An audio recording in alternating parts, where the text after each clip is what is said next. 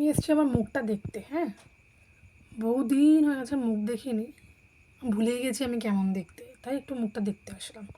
এখন বাজে 4:30, ভোর 4:30। আমি সারাদিনে দুবার আমার মুখটা দেখি। এক, আমি যখন এখানে ঝাড় দিতে আসি এইখানে তখন, আর এক এই আলমারিতে কিছু জিনিসপত্র যখন বার করি তখন। আমাদের একটা জিনিস দেখায়, দাঁড়াও। এই যে মেশিনটা আমার দিদির সেলাই মেশিন, এই মেশিনটা এনেছি আমি আমার কিছু কাজ করবো বলে। যেমন ধরো পুজো আসছে, একটা ব্লাউজ বানাবো, একটা না মানে অনেকগুলো ব্লাউজ বানাবো, আর একটা আনারকালি বানাবো নিজের জন্য। ওটা ওখানে 3 দিন ধরে পড়ে আছে, ওই একই চাই, ওটা নড়েনি।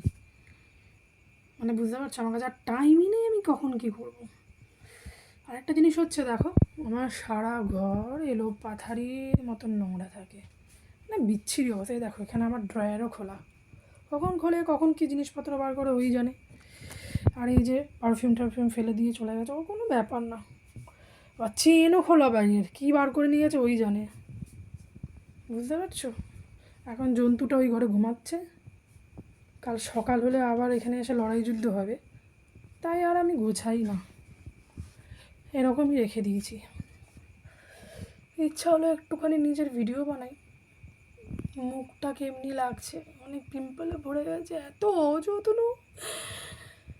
আমি যে কতদিন ফেস ওয়াশ দিইনি মুখে আমি নিজেই জানি না, এখনো গুয়ের মতন হয়ে গেছে পুরো মুখটা। কি প্যাথেটিক লাইফ আমার।